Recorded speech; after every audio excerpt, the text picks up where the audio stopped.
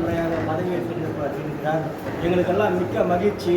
போட்டியில்லாத காலத்தில் காங்கிரஸ் 3 முறை வெற்றி பெற்றது சாதாரணம். இன்று மிகப்பெரிய எதிரிகளுக்கு நடுவில் எங்களது பாரத பிரதமர் நரேந்திர மோடி அவர்கள் 3வது முறையாக பதவியேற்றிருக்கிறது மிகவும் பெரிய மகிழ்ச்சி. அதுவும் தமிழ்நாட்டில் 85 லட்சம் பேர் மோடி பிரதமராக வர வேண்டும் என்று வாக்களித்துள்ளார்கள்.